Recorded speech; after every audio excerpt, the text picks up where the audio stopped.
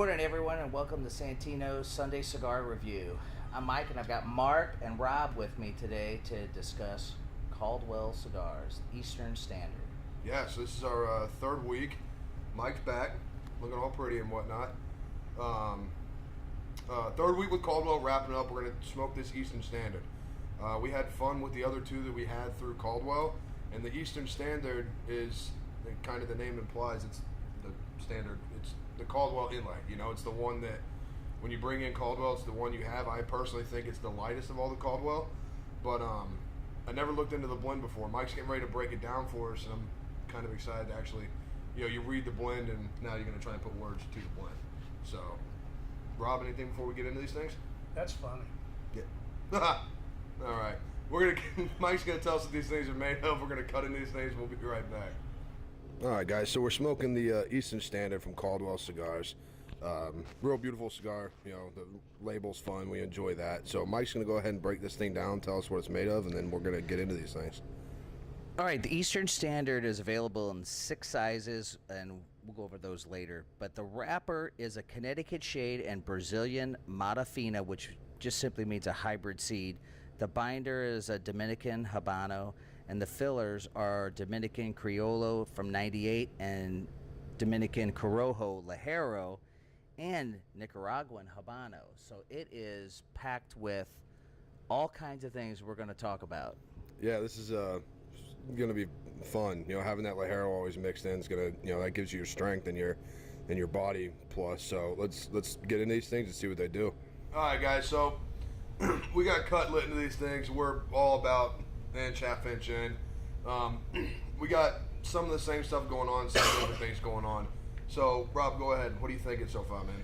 Well, I can definitely taste the pepper and spice in the cigar. Once again, because of the outer wrapper, I'm getting that dry, familiar taste. So it's starting to change a little bit, but we're not there yet. Right, Mike. This is interesting, worth really discussing. So this is considered by them, by their definition, a hybrid Connecticut, right? It has a multitude of characteristics that we should really explain. Okay. So, because it's so complex in its composition with the filler, the binder, and there's so much going on. You have a lot of Dominican items, right? But you've got Nicaraguan Habano, you've got Dominican Corojo, Dominican Criollo, you've got Ligero. Look, all and that Brazilian Mata Fina, that hybrid seed. There's so much going on. I think it's worth describing to the audience why this is so complex, maybe why they use some of these different combinations, because my first take was, you guys know, the audience, you guys all know, I'm just not a big pepper and spice guy, right? There's a lot of people that you can give them as much pepper and spice and they love it, right? Like bourbon is a lot of oaky stuff. There's stuff that's a little smoother, but it started out typical of a lot of cigars, very bitter, very spicy, very peppered. I'm not even through the first third, and it has already settled down a little bit, which is nice for me. But I will tell you, we were discussing this off air a little bit, folks, that for people that don't prefer a spicy or peppery cigar, because that seems to be some characteristics that people throw out a lot, right? Those words. Yeah. You can cut this, because I was inquiring with Mark, this will pair well or be complemented by either, what did you say, a really crisp, light beer, or a citrusy spirit. Or cocktail. Something in that area. And so it's worth that, everyone to try whether they like what they read as far as the ingredients go, because you can play around with these things to make them almost fit your palate. It may not be your favorite cigar, but it would be a cigar you can continue to smoke. Well, without a doubt, there's people all the time that you talk to them, you ask them, you know, like, hey, what's your favorite cigar? And now I get that question a lot. I have a lot of favorite cigars, a lot of cigars I like to smoke. But you'll have people that will literally, they'll get the same cigar and they'll sit and they always have the exact same drink, you know. And you ask that question, why don't you change it up? If I change it up, I don't like the cigar. Right. You know, palates are palates. Sometimes it's a normal thing that you fall into because it's what you're used to and it's what you have and what you do. We tend But- in life about anything. We throw a lot of cliches around. We throw, you know, a lot of things around that are generic. Mhm. And you know, we hear all these generic terms, especially in referencing cigars. And you know, there's probably a million blogs and videos that you can find, and you know, but it always tends to be the same kind of description for a lot of different things, right? What's And that? so I hope we can delve into and pick out some interesting characteristics from week to week that will help the audience, like you said, maybe get off of something they've been smoking or drinking consistently for years and expand their profile Right. and experience Right. Well, in Mike, cigars and I libations. said it last week, okay? This is my Disneyland, okay? This is where I go for my Disneyland experience.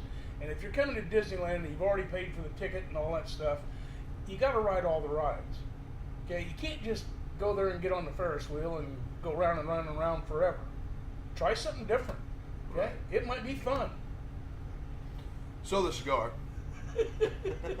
Good, that's a good point. That's That what was a good point, we've been yeah. trying to do here for This thing, the last 3 years. it definitely does have, and like you say with all those blogs and everything, we've said, I don't like to use those typical words that everyone uses. Like they say, spice, leather, earth, Right. ground, dirt, whatever, dude. There's It tastes like pepper. It tastes like cooking with black pepper. That's what's there. And it's actually interesting because when you look at the blend, quite actually with the Ligero being there, it should be there up front. It does have a real creamy smoke. The smoke encompasses your whole palate, pulls through, and there is this undertone flavor. I don't know what it's there. I just picked it up. I don't want to put a word on it. There's something really unique, like on the back of your throat when you smoke it, that it's a really neat flavor, and it's just getting more and more as we're getting through it. Yes. I don't want to put my finger on it. I don't want to say something and throw it off, but it's. I Mark, don't know, man. for people, the audience watching this now, what's the price point of this cigar? So the Eastern Standard sits here at $11 a stick. The MSRP across the nation is between $10.75 and $12.15. Okay. So right in that real sweet medium setting there. Okay. So Once again, it's that in that average price range for that cigars. 8-12 comfortable, everyone's happy thing. Yeah. All right. So we'll smoke into these a little bit more, and then we're gonna come back for our try-by tonight. Hey, we're back, and we're going to actually do the try, buy, or deny portion of the video. So, Mike, what do you think? All right, I have to be honest, folks. The first third of this cigar, when we first lit it, I was hands down deny. And here's what I mean by that. And now I'm beginning the second third of the cigar. Now the second third has fit the description laid out by Caldwell. And this is the point I want viewers to understand, because I am subjected to the same, I'm lumped in with the same part of the crowd I'm speaking of. For those people like myself who didn't prefer pepper and spicy cigars, if I would have read the description like you can online through Caldwell and started to smoke this cigar, chances are you would have put it down and said you didn't like it. But because I smoked that first third, got into the second third, it is now fitting the description. And the pepper and spice has really went subtle, which is what they said in their description. And I am tasting not necessarily peanut butter, but some kind of close to that. That's the note I pick up. Mark, how about you? Yeah. So I was sitting here and I was talking with Mike and Rob. The cigar does come down very subtly, and that black cooking pepper that I talked about, that coarse black pepper, really has settled down, and it's more or less not on your lips and your roof anymore. It's in the smoke. So when the smoke lets out, you're not really holding it. And I was trying to find, there was this taste that was just kind of settling down on the back of your palate. Real subtle, real light, and I told you, I didn't want to put my finger on it. So, you know, I always like to use weird ass explanations for things. So, you've had a vanilla dip raisin, right? Now make a trail mix of a smoked almond with a vanilla dip raisin. That's what it tastes like. It leaves this unique nut kind of thing, you know, like you said, your peanut, like that's there. And then I've got that very, very, it's just this sweetness that kind of settles in my nostrils when I retrohale. That's what it is. The cigar itself, as far as try by denying goes, I say try it. My disclaimer is, if you are someone that smokes cigars often, this is a mild cigar with a lot of flavor body to it. You know, all that spice that comes through, the little subtle stuff on the back. And if you like a lot of smoke, this thing will produce smoke for you. Yeah, it's categorized by Caldwell as a Connecticut. I would say it's somewhere between a cross between a Connecticut and a mild medium cigar. Right, it's like a Corojo maybe, something like that. Yeah. Yeah, so for me it's a try. If you're someone, the end of my disclaimer is, if you're someone that doesn't smoke often and you smoke lighter cigars, this will be heavier for you, just because the amount of body to it. Strength-wise, I don't think anybody's going to disagree. They're not strong. No. They're not strong cigars. But body-wise, especially if you're a lower smoker, this is going to be a lot of body to it. So it's definitely a try for me. One aspect we didn't talk about, and I don't want to get off track, but I want to go back. As you can see, folks, the composition, the structure, the ash is holding very well to the cigar. I'm not trying to keep the ash on here, okay, and be silly or cool. It's constructed well. It's rolled well. It is creamy. It lets off a lot of smoke, and you can tell, folks, when you ash your cigar, a good rolled cigar by a good roller will have that cone or pyramid shape when you ash it. If your cigar comes off flat, folks, that's just an indication that maybe you didn't have the most seasoned roller rolling that particular cigar. Okay, and it all has to do with experience, years of experience. So as far as composition and construction, they hit it, and it would be a try for me now, whereas before it would have been a deny. Rob?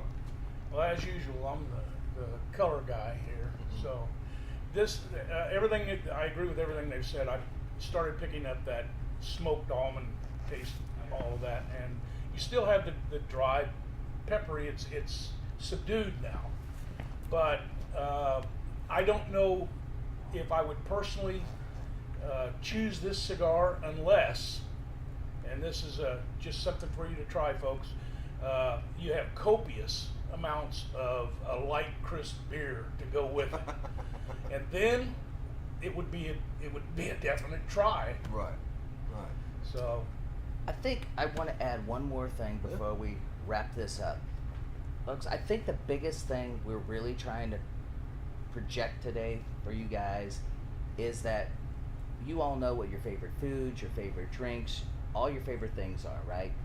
We've all had Big Macs for the last 40 or 50 years, and we've all had Bud Light for the same amount of time, right?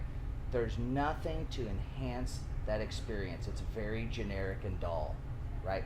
This is why we want people to try these different things and expose themselves to all these new experiences and to complement. But we didn't do it today by pairing a spirit. But this cigar becomes a great cigar when paired correctly. And so these are the things I hope that you guys can get out of these shows. Is we're not here just for fun, but we're here to get people out of their comfort zone and might put them into something they really relax and enjoy. Right? All right, guys. Well, that's our week 3 wrap up with Caldwell Cigars. It's been a fun 3 weeks. We've enjoyed them. You know how it goes. Like, comment, subscribe. Go down there and leave a comment. If your comment gets the most likes and you're local, 18 years or older and local to the St. Louis area, come into the store. If your comment has the most likes, you will come into the store, get this cigar we're smoking right now. We're going to hand this to you and give you the opportunity to join us, like Uncle Rob does, and sit here with us on the show. With a beer. with a beer. And folks, I lament, we had just yesterday over the weekend, we had Karen Berger and Ben Rosario from Don Kiki and Karen Berger Cigars. They were here in person. They traveled a very long distance to get to St. Louis here. We really appreciate it. We had a great time. We had a huge turnout. And I hope that we can expose for Karen and Ben a great lineup of cigars to the Midwest, because folks, we're the only store in Missouri to carry their cigars. They're all over the country. Hell, they're all over the world, but they haven't made a big impact in the Midwest. So we hope we have got them off and running. That Definitely. was a very nice experience, and I want to thank Karen and Ben for coming out. Yeah, it was a amazing weekend. We had a lot of fun. I'll let Mike and Rob sign it off. We're going to come back next week with LFD Cigars. That's going to be our 3-week startup. LFD, all right. Anything else, Rob? Just have fun with it. I mean, seriously, that's what the show is based on. It's based on knowledge and trying different things and actually trying to find that niche that does not become a niche. It becomes an experience. Right. Well, guys, I'm Mark. I'm Mike. I'm Rob. Remember. And remember, we drink, we smoke, and we know a few things.